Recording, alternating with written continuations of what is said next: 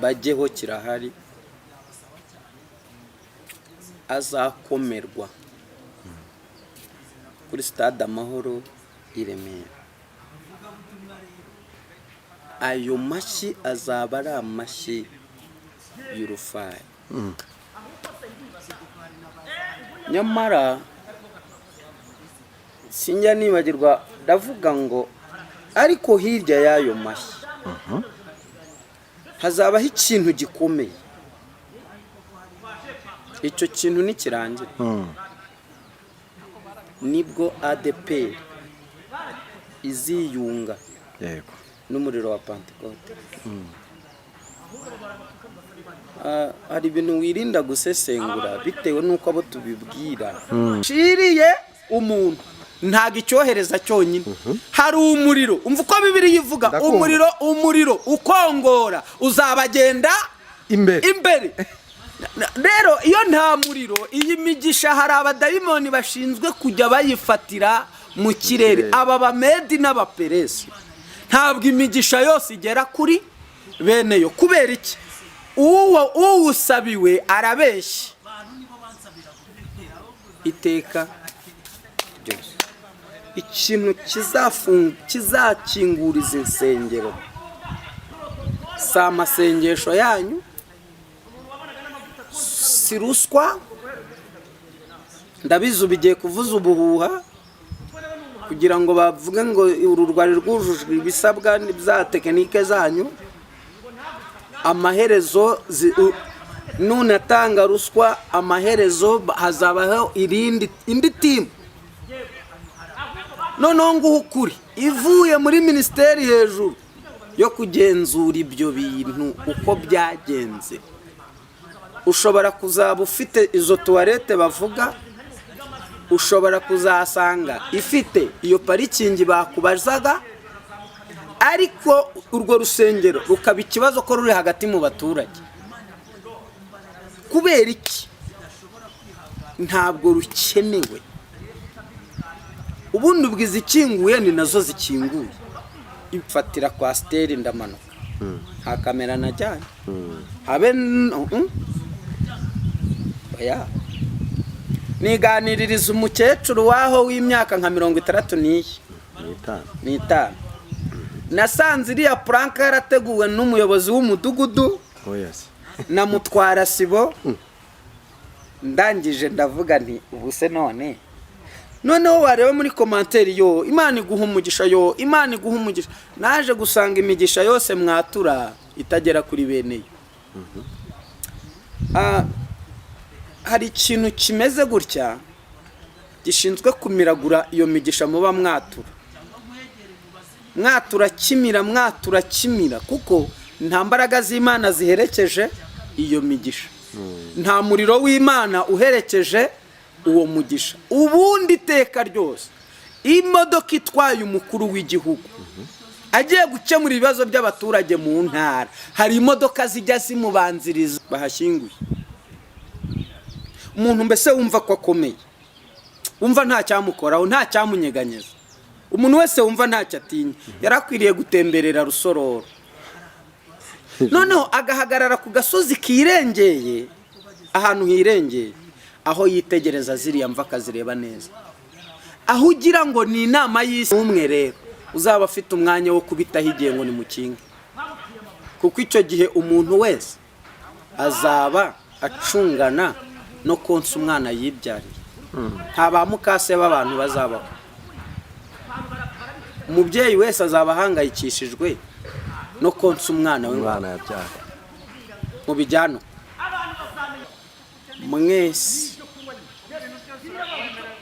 Banyacyangugu murushe, Banyaruhengeri murushe, Banyagicumbi murushe, Banyakayonza murushe, Banyagitarama murushe, Banyagikongoro murushe, Banyamutara murushe, Banyakirehe murushe, Banyakabarondo mwagowe, Banyagisenyi murushe, Banyakigali murushe. Zizafungurwa n'ibintu bibiri, umuswa n'inzige. Umuswa uzaza uhekenye ibizingiti by'amarembo y'umurwa,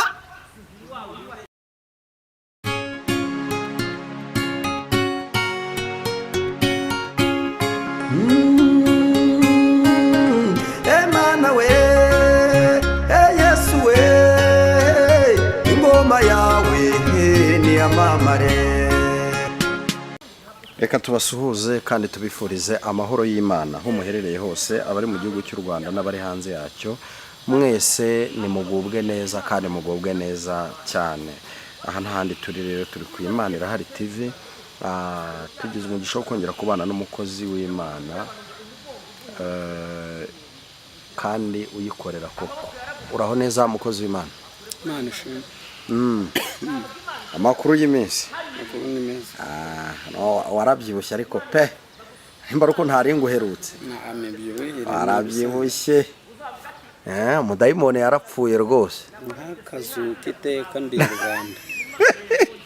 Ejo bundi hari umuntu wampamagaye araje arambaza ngo ariko se ngo mushuti wawe ngo amakuru ye nti ni meza.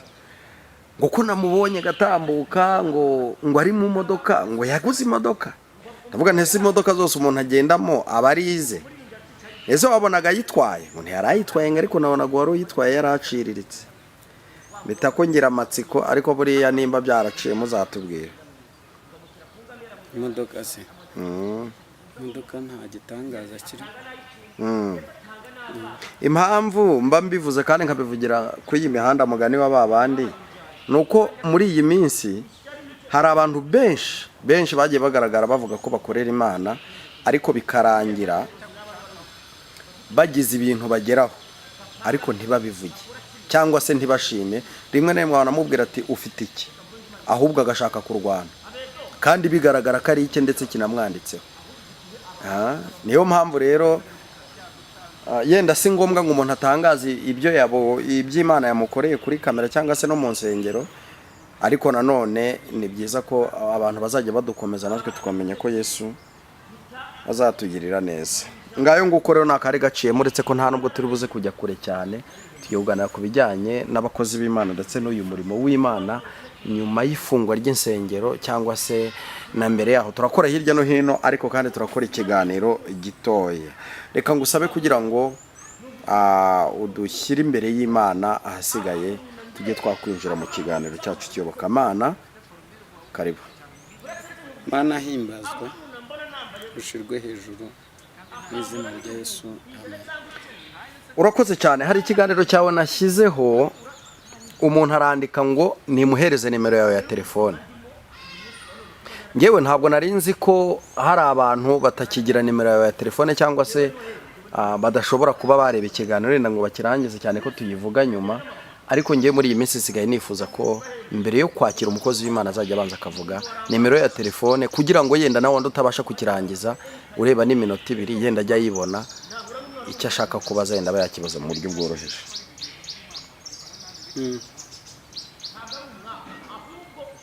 Arabura iki? Ndashaka ko utanga nimero yawe ya telefone mbere yo kudutangira ikiganiro. 07 83 010002. 0783 010002.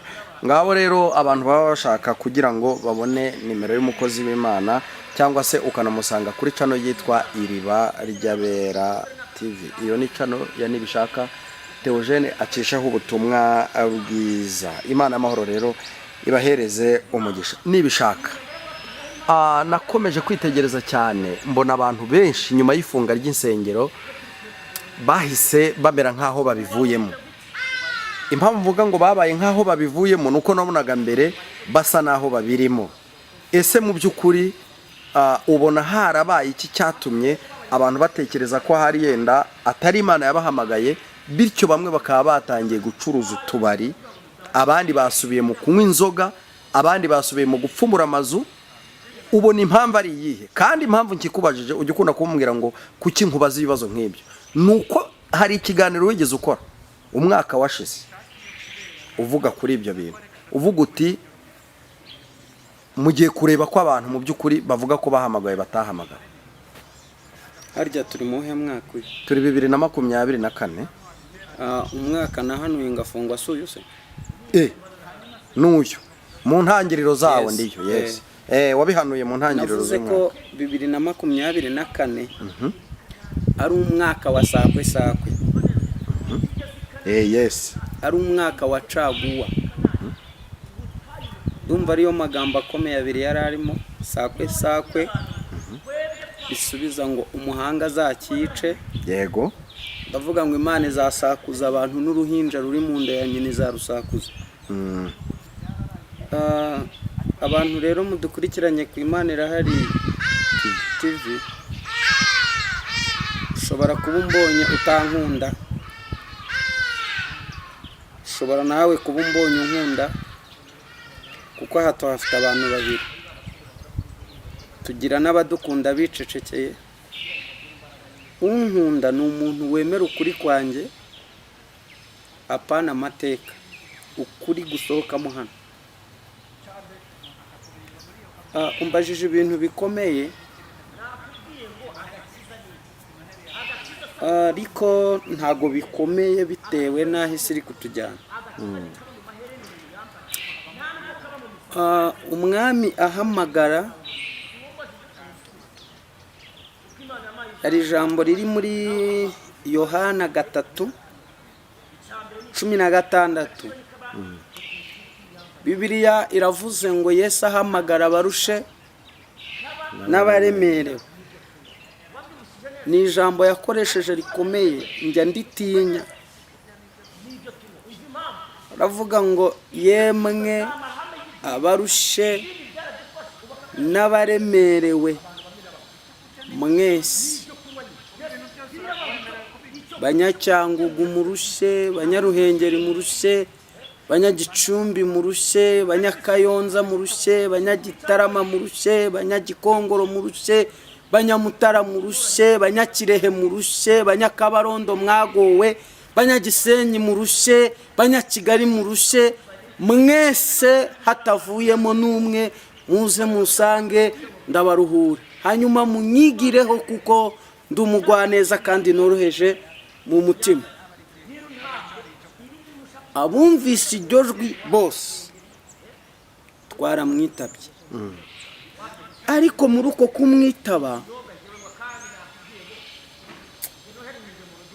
hajemo ingeri nyinshi zitandukanye. Nijoro Imana imbabarire, hano haje umuntu arabwiriza, amaze kubwiriza arahanura. Hari Bibiliya ufitaho? Ntayo ufite yindi? Mfite iyo muri telefone gusa, ntabwo ndi buyisome. Ikintu cyambabaje,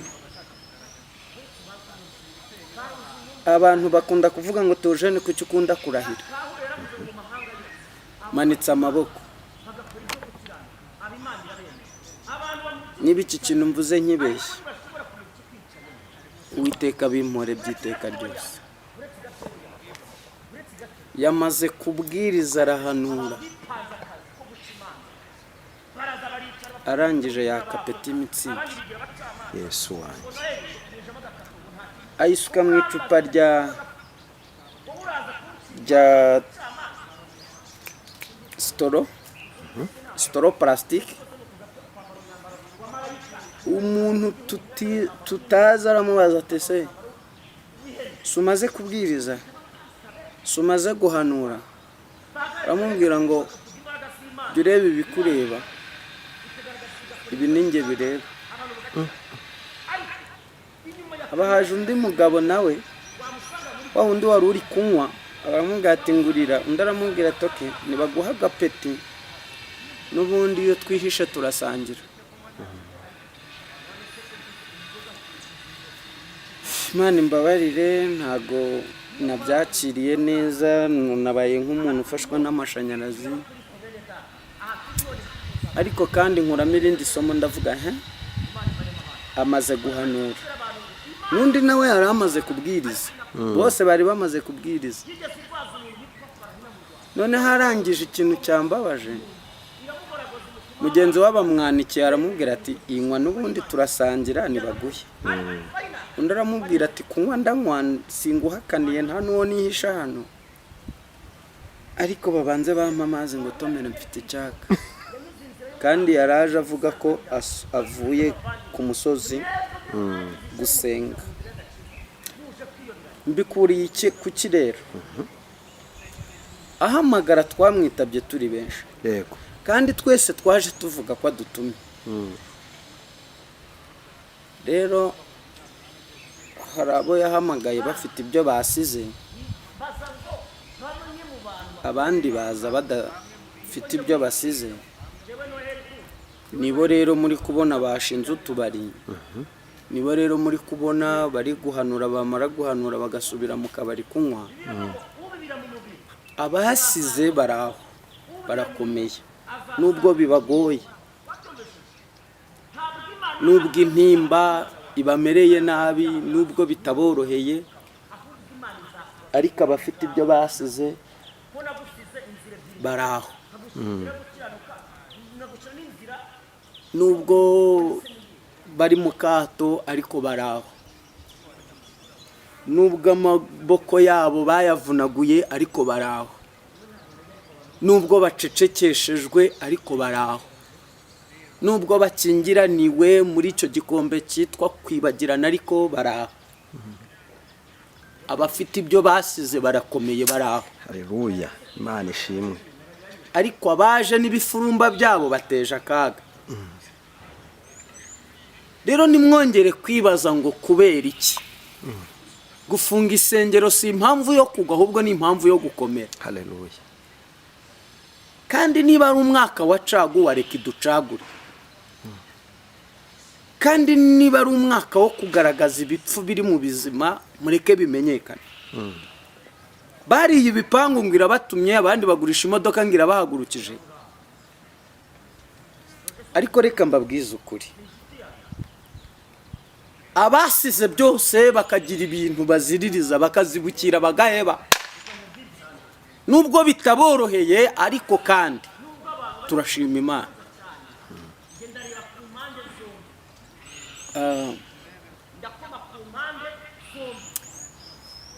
Ejo natekereje ku mafaranga y'uwo mbereye mu nzu. Umutima urambwira ngo iyo uza kuba uri nk'abariya nangahe, byagutwara ngahe, byagutwara iminsi ngahe. Mbwira nyir'inzu ndamubwira rero, urabizi ko mu gihe cyiza twabanyemo, urabizi ko nakwishyuraga hakirimo n'indi minsi. Arambwira ngo ntago nagutera ibuye. Sengesho wasenze naryumvise. Pascal, ntago nzi ikibazo gihari.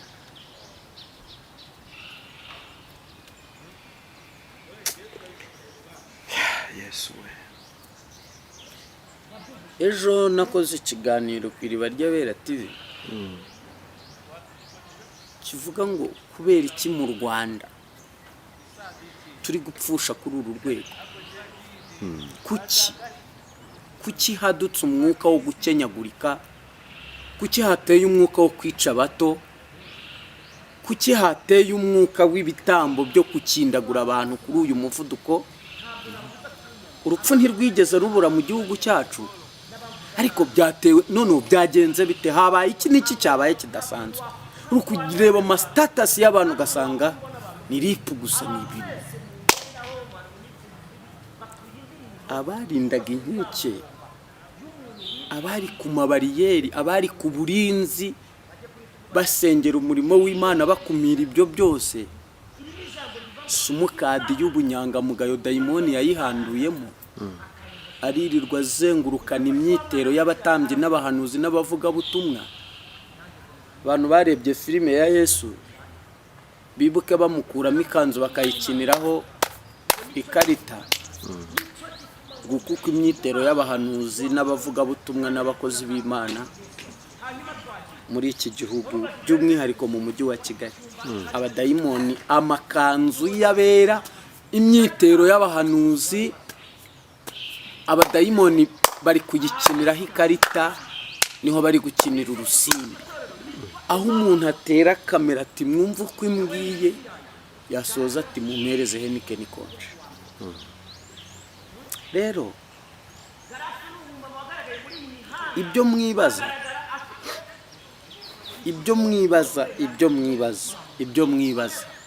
nimubyihorere, ahubwo umuntu wese yite ku iherezo rye, acungane n'agakiza ke, acungane n'umuhamagaro we, arinde umwitero we. Kuko ahantu turi kwerekera turi kujya habi.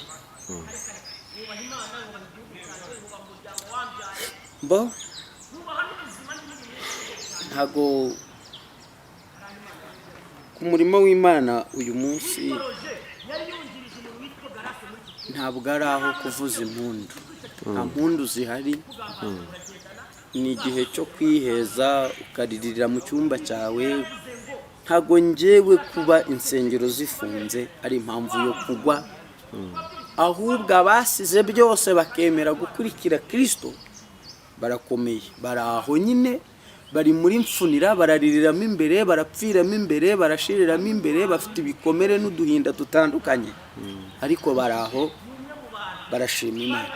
Ariko abazanye inkota rero ntekereza ko abangaba bahise bajya gushinga utubare. Ni bamwe nababwiye n'ubundi baje bafata insengero bakazigira inzu z'abambuzi. Yego. Kuko uwo Kristo yamenye akamuhamagara, yamuhamagaye arakomeye. Turaho, mu yandi magambo turaho. Ubu se Pascal, abantu tuziranye, nabwiye abantu ngo mfite impano. Pascal, Imana yampaye impano pe. Sinzirase kuko nge ndabizi rwose. Imana yampaye impano, ntago nkirana nazo, nta n'uwo duhanganye. Uyu munsi mvuze ngo ngiye kwiba, ikibazo cy'ubukode nagikemura burundu, ngihereye mu muzi. Ndibuka mpamagarwa jyewe nkatoje umusazi. Iki kintu njye nyivuga abantu bacyumva. Niwe wampaye Bibiliya. Urumva? Yego. Uwo muntu yaguye mu cyaha cy'ubusambanyi. Muri korari tube maso, mu rurembo rwa Ruhengeri, paruwase ya Gahunga, umudugudu wa Ruhondo. Ubwo iki nkivuze kugira ngo cyumvikane, abari aho barahita bamumenya. Yego. Avuka ahantu bita ku Rukiko, mu Gahunga k'Abarashi, mujya mwumva kwa Rukara rwishe umuzungu, ruguraha mu Barashi uzamuka mu Cyanika. Yego. Akora icyaha cyo gusambana, yanga kukihana, yihagararaho kuko yari afite ubukwe. Imana yamubwira ngo nutihana urasara. Izina rye ryo ndaryihoreye. Ariko barahita bamumenya Abanyaruhondo. Uzaze nkujyane kuri tere na kamera nkubwire nti dore ibyo mvuga naha byabera. Yiyambura Bibiliya, ibisazi bimufasha, aterura Bibiliya arayimpereza. Yambwiye amagambo atatu. Yarambwiye ngo jewe ngufata nka musaza wanjye, ariko ubona ko yacanganyukiwe. Yego. Arambwira ngo iyi Bibiliya akira, uzicwa nayo uzakizwa nayo. Aya magambo runde yati. Amagambo ngaye abiri. Irya gatatu yarambwiye ngo uzarya kubera iki gitabo. Arampereza arigende. Ndarahira Imana isumba byose, ninjira Kigali, ADPR Gikondo hano Sejema. Yego. Icyo kintu ninjiranye muri Kigali. Mwishashi y'icyatsi ishushanyijeho inzovu. Bibiliya yawe. Bibiliya yawe. Iyo Bibiliya baje kuyinyibira ku Gitega, ku mugabo witwa Papa Baraka w'Icyangugu. Barahita bamumenya. Yego. Uwayinyibye ajya kwa Yongwe muri Horebu Church. Yego. Imana irambwira saa 9 za nijoro, irambwira ngo genda uhagarare ku marembo y'urusengero rwa Horebu Church. Ni umugore wayibye, uhagarare ku marembo. Yego. Ndamukwereka. Iki kintu niko cyabaye. naragiye mpagarara mu marembo y'urusengero rwa Oreb, abantu nyine urabizi ko niba ari abantu batunze amavuta, abantu bajye bemera buriya Yongwe naho hari aho nshobora kuvuga ni apostle ubaho. Yego.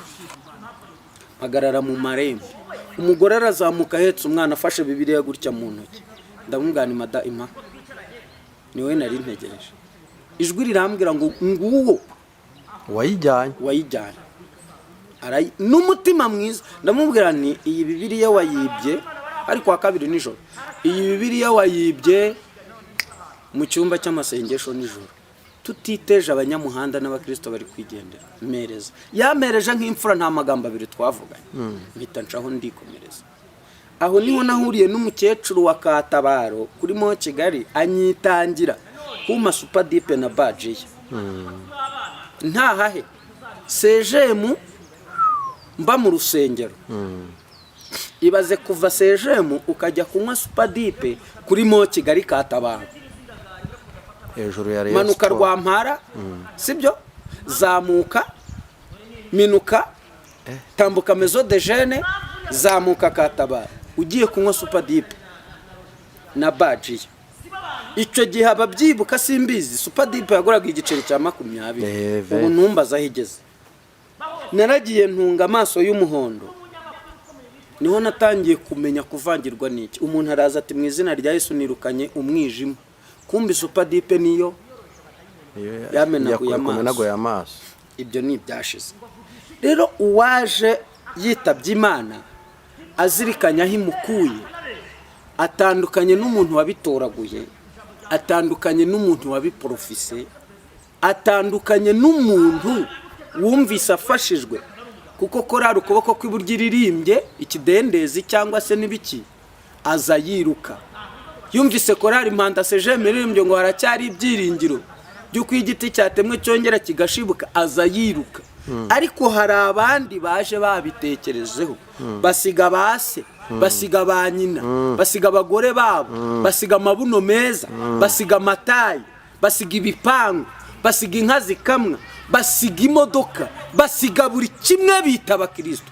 Uyu muntu kugira ngo uzamukure mu gakiza ntago bikunda, ntago ari ibintu watoragura uko wibonera. Sibyo? Yego. Uwo sari kumvuga ntari kumwumva, ari ruguru yawe abadukurikiye, ariko ndibaza ko bari buze kubyumva. Rero niba uhamagaye umuntu ngo nsebereza runaka, sibyo, nsebereza umuntu runaka, singuriya ari kure yanjye se? Nese uretse Kristo utuboha, uretse Kristo utuboha, ahubwo rimwe harageze ko abantu bazajya bafatanira ku makamera, akumva umuntu ari kugusebya kandi ari mbarakubeshyera, urumva, yarangiza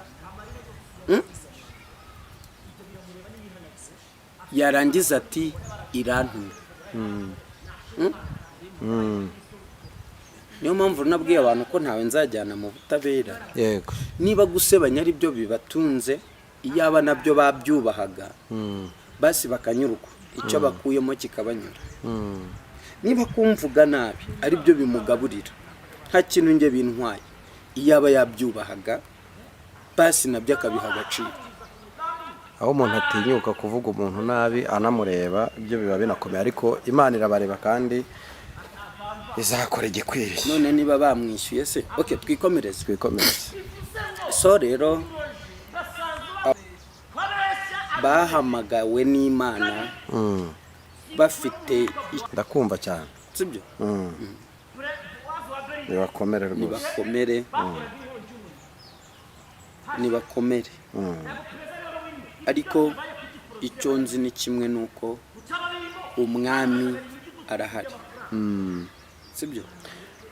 Reka twikomereze ikiganiro cyacu, kandi ndibaza neza ko ntawe ukomera nyine ataraciye mu bikomeye, mu bimukomeretsa, kandi nshingiye ku bintu wagiye ucamo, intambara wahuye nazo, wagakwiye kuba wararambitse umusaraba. Ariko kuko Kristo yakomeje kubana nawe akagufata akagukomeza, naho wagize intege nke ntiwazigumyemo ngo ziguherane, cyane ko n'abantu bagiye bagutega iminsi, ariko ibyo bintu ntago byabaye. Uyu munsi wa none uracyavuga Imana, uracyasenga. Mu minsi yashize wagiye gusura umuntu hano ku Muhima, ugeze ku Muhima usengera abantu, ngewe mbona telefone irampamagaye irambwira ati burya wa mugabo nigeze kubabonana koko ntabwo yacogoye, aracyasenga, aracyakorera Imana. Ibyo ngibyo bari bikorwa byiza kandi tugenda tubona, ahubwo tubabazwa n'abantu bagaragara nk'abazima cyangwa se bagaragara nk'abatigera bakosa, ariko hari ibyo bakorera mu rwihisho kandi bikarangira tunabimenye. Bityo rero Imana izakomeza kubana nawe kandi izaguhereza iherezo ryiza, kandi ntabwo izigere kureka n'umunsi n'umwe. N'ubu ngubu ntiyaguhanye, ntiyigeze gutererana, yabanye nawe no mu bikomeye. Nari ngiye kugaruka ku kintu kijyanye ADPR n'umuriro wa Pentecote.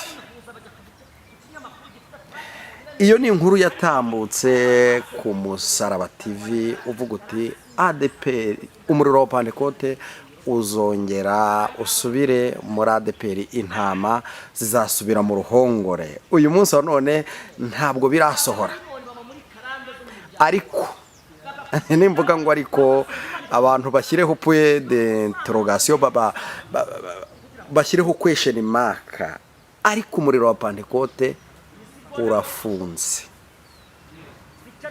ndetse ufunze mu gihugu hose. Ese yaba ari imwe mu nzira? Kuko ndi umwe mu bantu bahagurutse tugutera amabuye, turavuga ati ibyo bintu ntibiteze kuzakunda, ariko noneho nkurikiye aho bigeze. Theoje, ndagira ngo tugaruke kuri iki kintu, twitege iki nyuma y'ifungwa ry'umuriro wa Pentecote?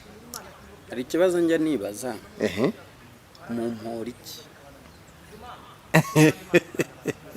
Inzige? Mbo naravuze ngo hari amashyi y'urufaya bajyeho kirahari, azakomerwa kuri stade Amahoro i Remera. Ayo mashyi azaba ari amashyi y'urufaya. Nyamara sinjya nibagirwa, ndavuga ngo ariko hirya y'ayo mashyi hazabaho ikintu gikomeye. Icyo kintu nikirangira, nibwo ADPR iziyunga n'umuriro wa Pentecote. Hari ibintu wirinda gusesengura bitewe n'uko abo tubibwira bafite imyumvire itandukanye. Yego. So ntekereza ko abambere bamaze kwinjira muri ADPR, ndabizi jewe hari abantu batangiye kwinjira. Ubundi nta hirya nta no hino, ndabizi ko hari ibibazo mutubaza nk'abanyamakuru bikadukwegera, ariko aka kanya turiho tuvugana n'abantu mufite inyota yo kubona insengero zifungurwa, n'abaza guhanura ngo zirafunguwe. Twari turi mu nama, ntawe nshenye, ntawe ntunze urutoki.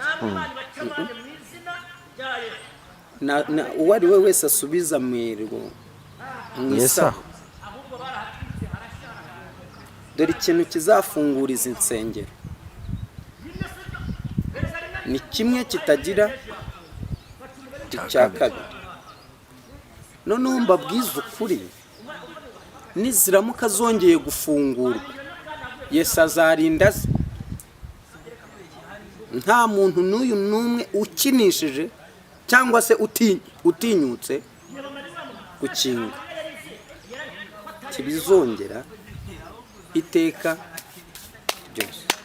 ikintu kizakinguriza insengero si amasengesho yanyu, si ruswa.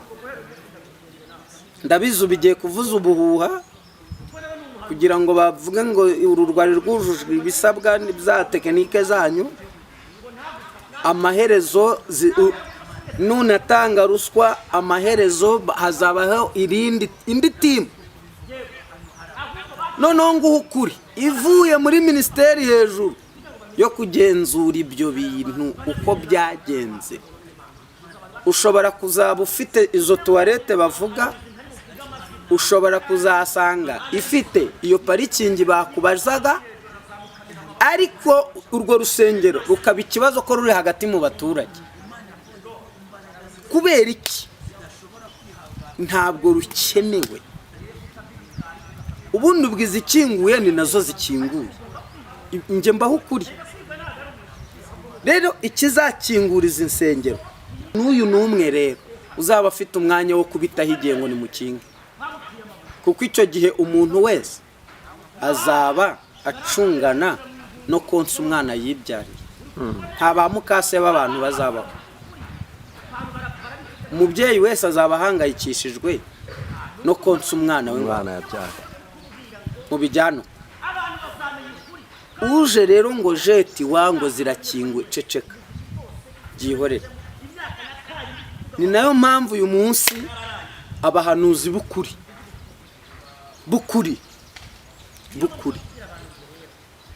babayeho nabi. Ikibabeshejeho nabi si uko bataye Imana yabo cyangwa bavangiwe. Ntimufite umwanya wo kubatega amatwi, ntimufite umwanya wo kubareba, ntimufite n'igihe cyo kubitaho.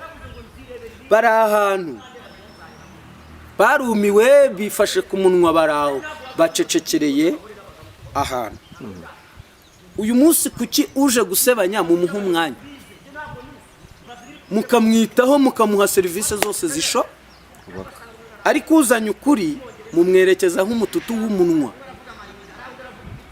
sibyo? Niki muribaza? Mwicecekere cyo mutarabona Imana ibigihisha amaso yayo. Ubu se nabuze abantu babiri mbeshya ngo mbabone haye inzu, nababuze. Imana iraza gukora. Nese byananiye nuko wizeye Imana kugira ngo kubesha byananira. Ntago byakunanira kuko nawe uri umuntu. Kamera yanjye se yagiye, mwigeze mwumva ntaka? Wapi? Kamera yanjye yagiye, mwigeze mwumva nsakuza? Sinacecetse.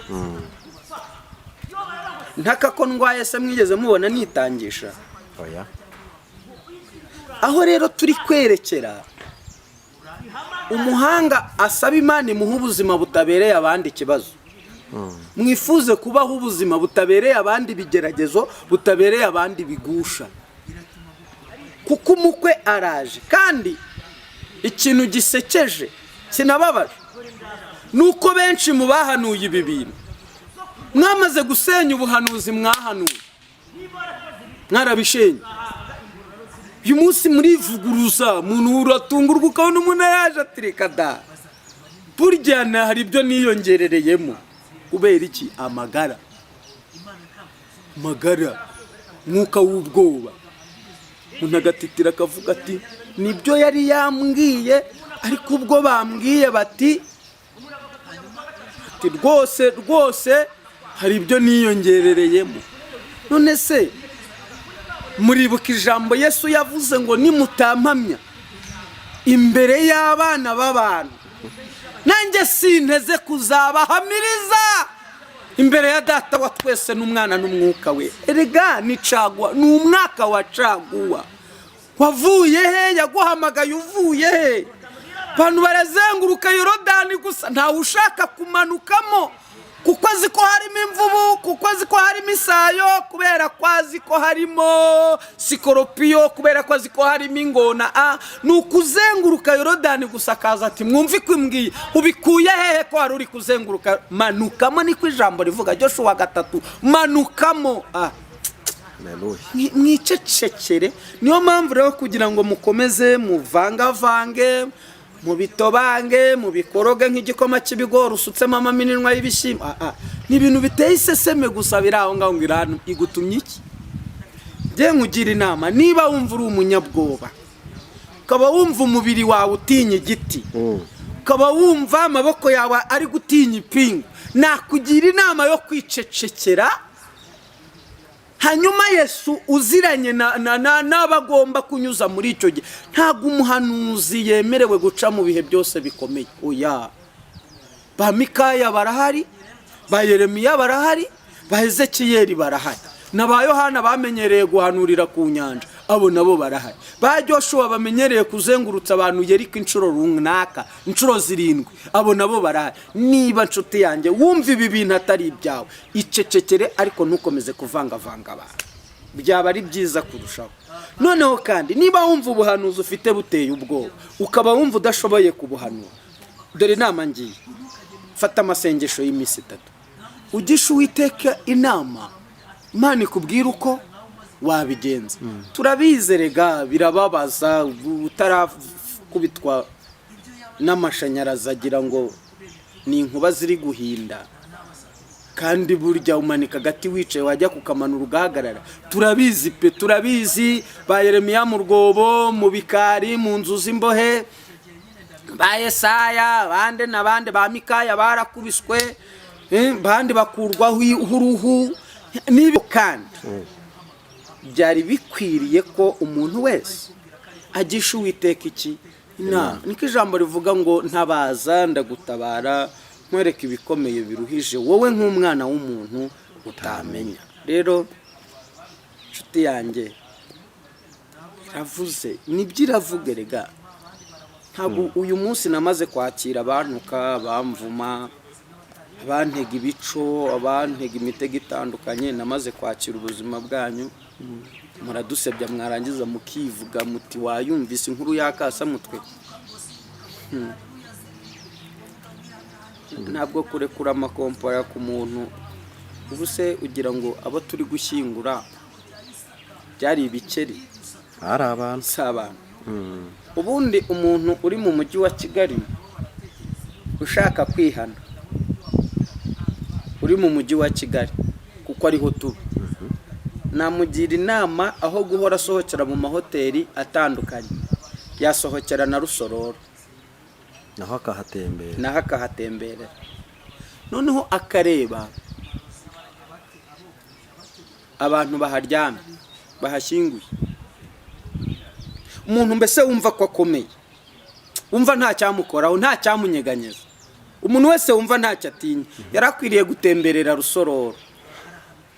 Noneho agahagarara ku gasozi kirengeye, ahantu hirengeye, aho yitegereza ziriya mva akazireba neza, aho ugira ngo ni inama y'isi yahabereye, intebe zose z'umweru zahateraniye. Nyine wowe wumva ukomeye, basi simbukira hano Nyamirambo da urebe. Abatagenda rero mujye mubareka bivugira. Ninde se ukomeye? Nta muntu ukomeye, ntawe.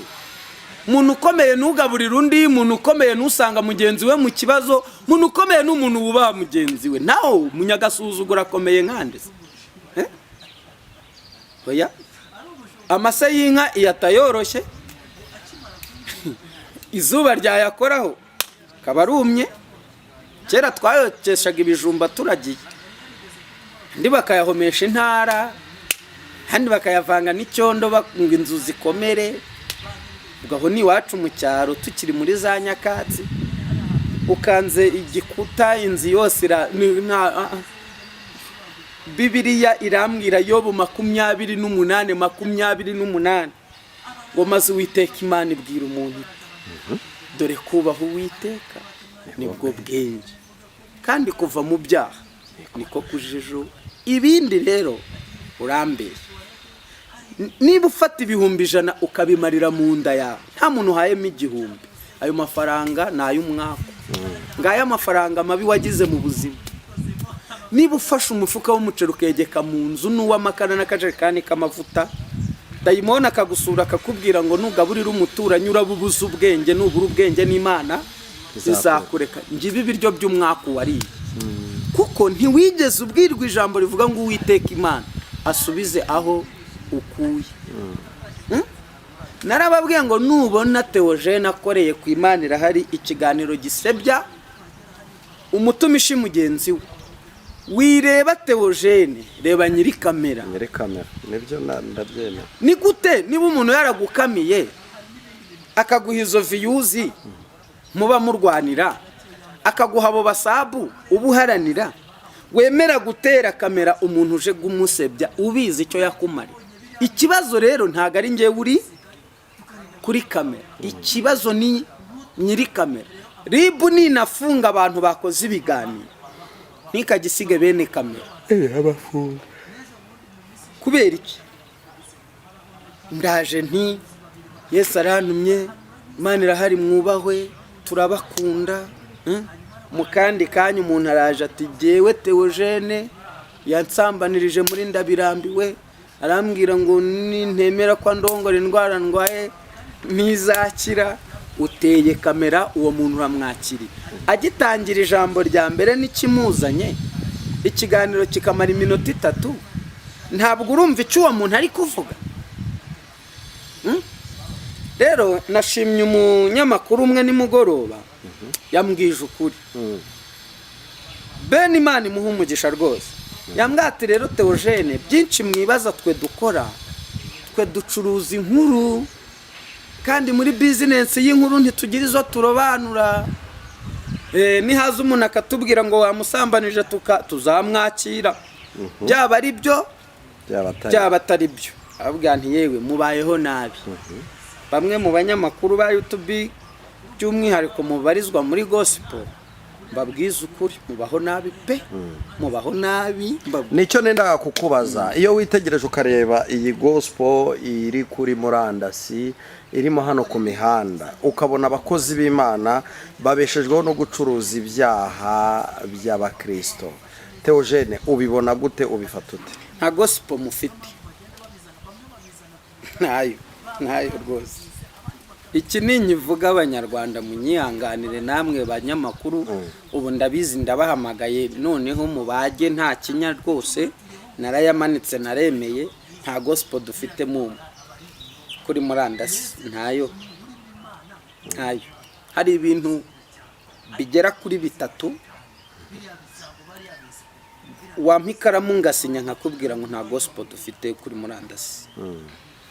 Hari ikinyamakuru kimwe kimaze iminsi cyerekana ko hari umuntu, hari abana kiri kubakira ababyeyi bataye mu majyepfo yo. Pascal nge nkubwiza ukuri nigiriyeyo. Nashizemo supresi n'ikabutura n'amasogisi n'umupira hejuru, ngufatira kwa steri ndamanuka. Nta kamera najyanye. Habe oya, niganiririza umukecuru waho w'imyaka nka 65. Nasanze iriya planka yarateguwe n'umuyobozi w'umudugudu. Na mutwara sibo. Ndangije ndavuga nti ubuse noneho wareba muri commentaire yo Imana iguha umugisha, yo Imana iguha umugisha. Naje gusanga imigisha yose mwatura itagera kuri bene.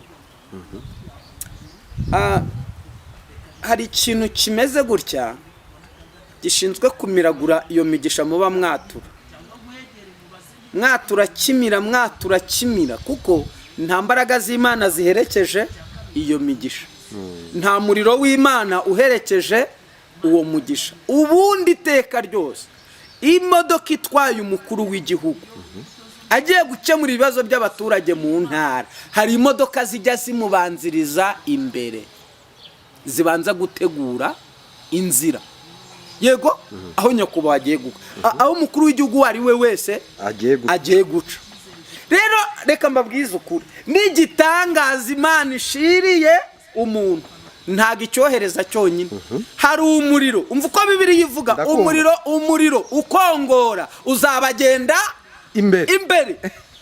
rero iyo nta muriro iyi migisha hari abadayimoni bashinzwe kujya bayifatira mu kirere, aba bamedi n'abaperesi. Ntabwo imigisha yose igera kuri bene yo. Kubera iki? uwusabiwe arabeshya, uwutanze nawe nta gihamya cy'uko ibyo bintu byujuje ubuziranenge. Rero nahise nifata ndikanga, ndavuga nticyure ko narinzi ko aba bana koko se na nyina yabataye, ariko nawe koko wakarebye ukabireba neza. Noneho nsanga iyo nzu si inzu yapimwe umuzenguruko wose, no, bafashe igikuta cy'imbere aba ari cyo babomora, aba ari cyo bavugurura, bakibumbira amatafari, noneho barangije bakigurira n'inzugi n'amadirishya. Nge nari nzi ngo ni inzu ipimye ihereye mu musingi muri fondasiyo izamuka ihereye hasi nyine muri fondasiyo, kumbi ni igipande cy'imbere. Ariko dayimoni ni namubi. Ubu ngubu uzajya ukora inkuru ku muntu, tumenya aho iyo nkuru yabereye naho ibyo bintu byahebereye, tujye mu buryo bw'ibanga, hanyuma tuze tubwiza abantu ukuri. Icyo kintu rero kubera ko icyo kinyamakuru ari ikinyamakuru ukoraho gutya ntiwamenya n'uguhitanye, bahita bakwataka bati pu, uri umubeshi, ni ishyari runaka, uramwanga runaka, wacu uramuziza iki? Rwose mu by'ukuri reka mbabwire, nababwira iki? Rwose mugende mugerageze. Icyo ni kimwe. Nje kubona mbona ikindi nacyo ngo gisibye ubuhanuzi k'umugore runaka, ndavuga nti yewe ibi bintu nabyo rero ni hatari. Noneho uhita wibaza, umuntu atangiye umunota wa mbere avuga 2, 3, 4, 5, 10, 30, 40 isaha, ureditinze, uvanye muri editingi ugiye kuri YouTube, ikiganiro urakirekuye, kirinze ubwo kirebwa n'abantu barenga 500. Ubonye ubugisiba igihumbi, abantu nk'ibihumbi bitandatu. Aha, nibwo umenye ko uwo muntu ubwo buhanuzi bwari amarangamutima. Nibwo yagiye mu mwuka nyine, nibwo wagiye mu mwuka ujya wamenya ibyabaye. Imana ihitimo. None se umuntu yatangiye ijambo rya mbere utamwumva, asoza kurya nyuma arasenga atanga nimero utamwumva, we checking yayikoze nyuma mu buryo bw'umwuka. Icecekere. Ubwo si bibiri. Yego. Njye kubona mbone hari ikindi, haru reka mbabwire. Undi nawe agasohora intebe akazihisha, abaje ngo abasengere batereka da, ndi muri Piriave, intebe naragurishije byanze kuvamo, kandi yazishize inyuma y'inzu. Subwo nk'ubwo agiye kwihagarika, wenda ko ari ukuba mu nzu ibamo tuwarete mu nzu, bibaye ngombwa ko ajya kwihagarika inyuma akasanga ziteretse. Reka mbabwire, niyo mpamvu rero mwihangane. Njyewe umuntu uza kubona ikinyamakuru kizima muri gospel, aze kumpa link nge niyumvira, nagishatse nakibuze. Ntihari uwo mwari mumaze iminsi mukorana, nagiye kubona nkabona bamwatatse ngo areba ni seseme, ngo avuga ni seseme, ngo abameze nk'uwenda kuruka. Ndibuka ko nakoranye nawe ikiganiro mu kandi kanya, narabirebye burankurikirana ibintu nitonze, ufata ifoto yanjye uyihuza niye kuri tamuneri, ngo wamusuzuguye. Uza yabonaga ndi umuntu batakwicarana, turicaranye nge nawe dukoze ikiganiro nkwisangiye iwawe, hanyuma gufata ifoto yanjye nawe bakayihuza niyawe, nagusuza ari ukwicarana nawe n'ifoto yawe, igikomeye n'iki. Urakoze cyane rero mukozi w'Imana, ni ukuri kuganira nawe umuntu aba yumva atasoza no kwenda tuba twanga ko abantu baza gucika intege ntibabyumve byose, kandi uba wavuze amagambo y'ingenzi kandi y'umumaro. Reka rero noneho ngusabe kugira ngo nyine uduhereze akanoza ngendo, message ya nyuma. Abantu b'Imana bagifite gukanyakanya batararangira, dufite amasengesho y'iminsi 3. Yego. Tuzayatangira kwa gatandatu nimugoroba, tuyasoze kuwa mbere nimugoroba. Aya masengesho afite intego yo kuvuga ngo abarinzi muze duhagarare ku nkiki. muze dusubire ku nkiki. Mu by'ukuri mu Rwanda twarapfushije ntaho urupfu rwagiye, ariko birakabije. Basi muze tujye inama niko Uwiteka avuga, turebe ko hari icyo Uwiteka yakora. Muze twingingire umurimo w'Imana, Imana basi yigarure, kuko abantu bari gupfa ku muvuduko uteye ubwoba. Noneho byagera mu biswa abakozi b'Imana, ingutiya no gufatiraho ntibagitinya isutiye, nta kintu bagitinya. Ejo naratinye, nagize ubwoba aho umuntu ahanura amaze guhanura. Iki kintu ndagihamya n'amaboko yanjye nayamanitse, ahita afata mitsingi ndikanga. Rero Imana iduhana umugisha, muduhamagare munyure mu gikari, ntago ari ngombwa ko dutangaza uburyo tuzayakora, si ngombwa. Ongera uvuge nimero yawe tena. 830783010002. kandi niba ushoboye kutazayasenga, tugurira amazi wowe utazaboneka kuri iyo nimero tuguhaye. Kuko amasengesho y'iminsi 3 bayafasha bayakoze, niyo masengesho nabonye avuna. Basi niba utabonetse shigikira bayakoze. Imana rero duhana umugisha. Urakoze cyane, Imana amahoro guhereza umugisha kuri message nziza utambukije. Natwe tuzafatanya, kandi ndizera neza ko nyuma hazabonekamo igisubizo cyiza cyangwa resulta zayo zizaba ari nziza cyane. Nubwo waba urwaye watelefona ku iyo nimero, nabyo ukabimenyesha umukozi w'Imana akaguheka. Waba utwite, ndabizi ko abatwite nabo bibagora kuyakora, ariko turizera neza ko muri ayo masengesho Imana izakoreramo ibintu bikomeye. Ni amasengesho buri wese azakorera aho ari, nimba nabyumvise neza, ntabwo bisaba kuzahaguruka, si ndiyo? Nta kibazo.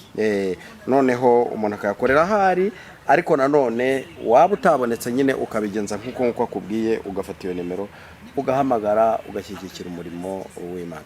Niba ushaka Theogene, reka tugushimire, Yesu aguhe umugisha. Murakoze cyane. Asante sana.